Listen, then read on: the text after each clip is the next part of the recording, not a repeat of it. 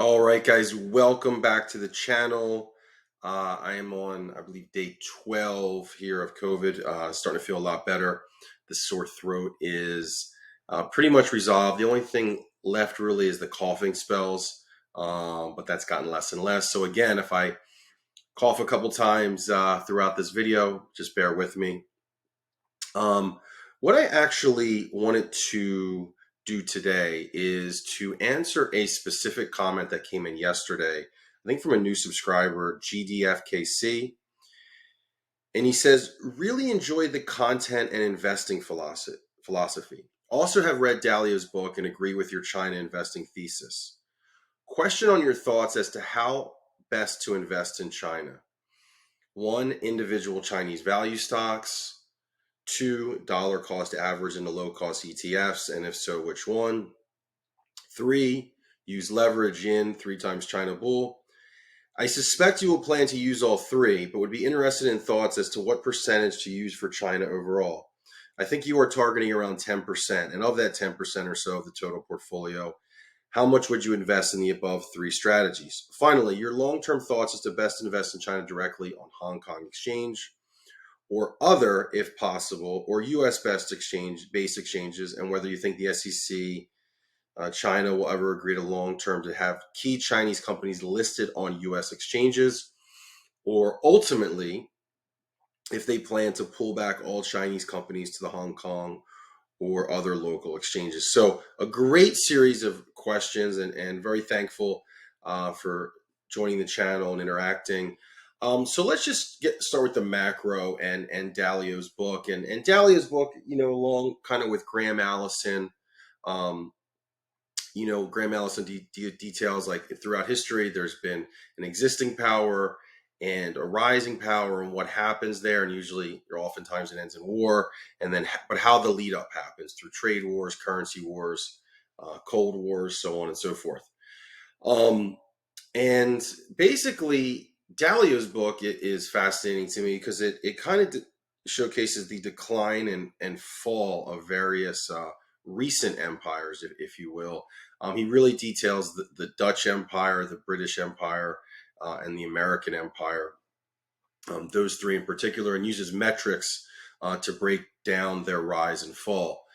And in that, you can see that it's showcasing that America is in a gradual decline and China is in a rapid rise.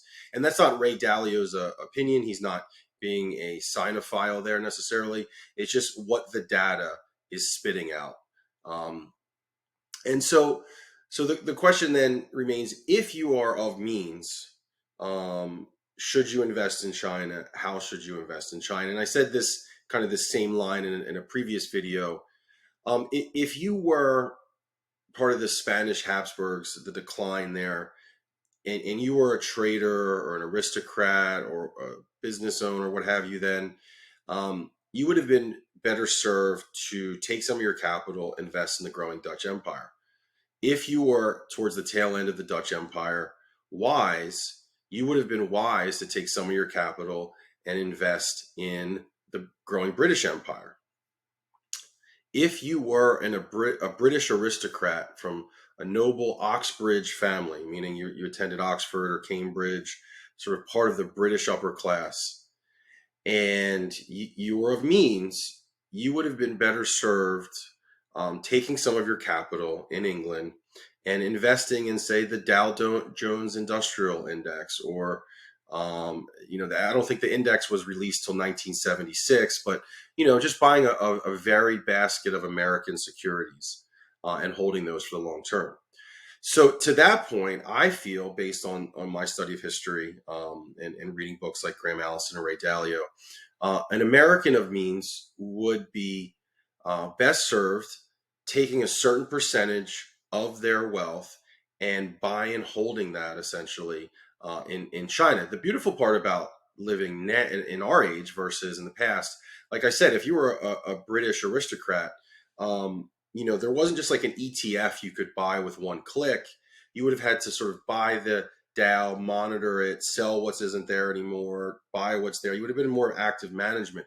Whereas now with ETFs and one click, you can essentially buy all of China with one one click. And I'm going to kind of actually use Buffett here.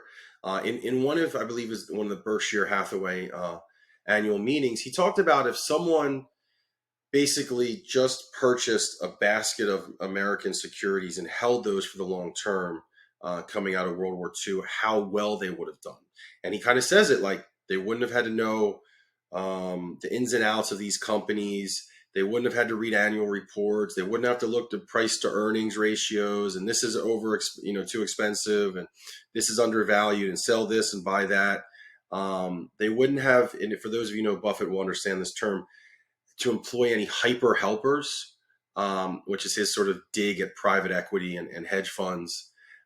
So they would have just had to buy that basket. And so kind of the same thing you would think here would hold true for China. So let's get into the specifics. You talk about the value stocks. One of the things that I did, and it hasn't done phenomenally well since I started, but I was doing research a couple of years ago, and I thought that Gazprom and the Chinese banks were very undervalued. So I took a big position in Gazprom. That has done amazingly well, which I'll show you in a second. And the Chinese banks have done so-so. They were trading at just a few times earnings, paying pretty high dividends. And one of them has done quite well, China Merchants Bank. So that was kind of my take by owning the four state-owned banks and the fifth, China Merchants Bank, about $50,000 position as sort of my China value investing. Right now, and this is a very controversial, many people think that Alibaba is kind of a value play. So let's start here, and we're going to go to my TD Ameritrade, and I've ranked it now based on market value. So I mentioned Gazprom. You can see my Gazprom is up 76%. But my China Merchants Bank is up over 106%. Let me say it again, 106%. Cost basis 11.2, value here 23. So I've basically doubled my money. Now, when you go down here, you see Bank of China. The state-owned ones haven't performed as well. You can see the cost base here is 13. 11.6, negative 15. But let me say this, my total return here isn't negative 15%. I'm probably about flat in the state-owned ones right now. And the reason I say that is, I'm going to open this up. Right now, these three here are dividends. So I don't count these as a cost base. You see 603, 637, 778. So let's just take my cost basis, 805, 65, 10, 012, 27, and 1008.83. So my cost base is 11,826, and my value is 11,6. So I'm down, $200 in Bank of China, not $2,000 because of the reinvestment of dividends. So my total return there is pretty much flat, and that kind of will apply to the others as well. So that's kind of been my value play. Overall, though, the fact that if you were to take these five, add up the values now, and especially because the massive outperformance of China Merchants Bank, it's probably been a good play just because of the massive outperformance of that. Now, if the other ones kind of catch up in the future, we'll see how that plays out for the long term. But what's nice about this is, they're great dividend payers. So even the fact that the value has come down, the fact that they pay dividends and I've reinvested those dividends, and if I start doing this over 5, 10, 15 years, this could be a pretty significant wealth accumulation method here. So we'll see on that. So that's the first part, for me on the value stocks. And then let's go here. What you say is, okay, dollar cost into low cost ETF. If so, which one? Okay, so there are a couple of well-known Chinese index fund, FXI, MChai, KWEB, CQQQ are just a couple that come off, now you can do some research here and figure out if you're just going to choose one, if you're going to choose multiple. There's a video here I found, and it features Eric Bolchunas, who had a show on Bloomberg ETF. I think it was Bloomberg ETF IQ. But anyways, this is ETF battle. And they're just talking about, I guess, the top three: KWeb, FXI, MSHI. Now, it seems that MSHI and FXI are more similar to each other because they're like broad-based indexes. KWeb is a tech, so it would seem to be CQQQ would be very close to KWeb, and FXI and MSHI.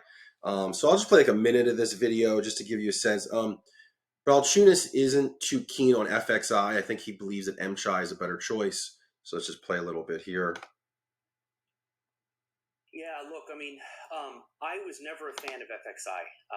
In fact, in the book I wrote, I trashed it, and I used to use it in presentations because at one point it had 50% financials. It was a very weak index, a very concentrated index. It only tracked Hong Kong shares. It's now broadened, so I give it credit for broadening out. Now it's got something like 20% internet companies. Problem is, it added them right when they started going down. So, but over the past several years, MSHI has done way better than FXI because it has been more broader. So MSHI to me has always been the broader one. However, you don't get A shares in MSHI. And so honestly, exposure-wise, the best one isn't even on this list here, and that might be CN, which tracks everything, including A shares. But amongst these three, I go with MSHI for exposure. That said, again, if you own, say, EEM or IMG, KWeb probably offers better exposure because there's a 91% active share, or I should say only a 9% overlap between EEM and KWeb, where there's a 35% overlap between EEM and the other two. So I guess if you already got an emerging markets ETF and it's 30 to 40% China, you may want KWeb because it's more original exposure. And I'm going to assume people have that. So I'm going with KWeb in a slightly shocker pick with the assumption that you already have a lot. So there's just a short segment there. What he liked the most was actually CN. And I'll get to that in a little bit. But you can see, KWeb was his choice. And then there's a competitor, like I said, CQQQ.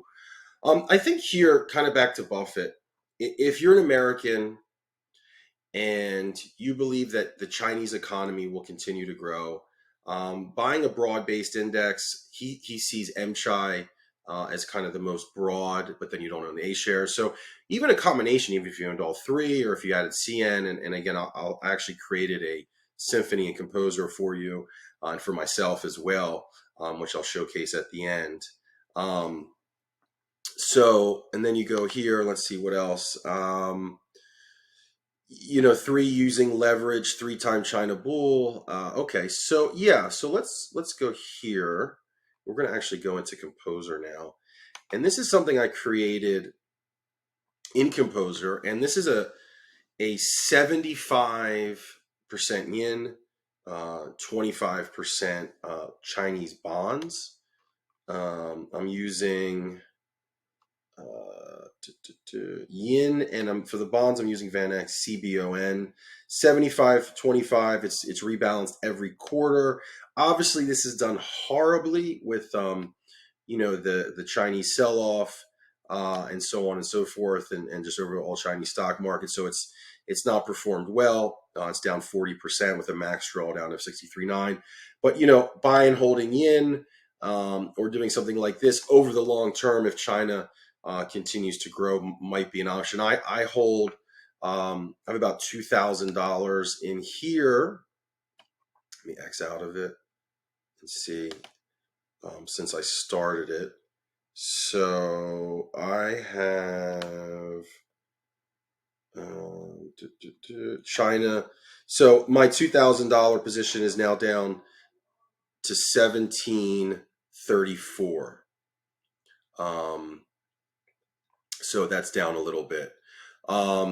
And let's see. So the other thing that I did here is I created this today, actually. And I titled it China, China, China.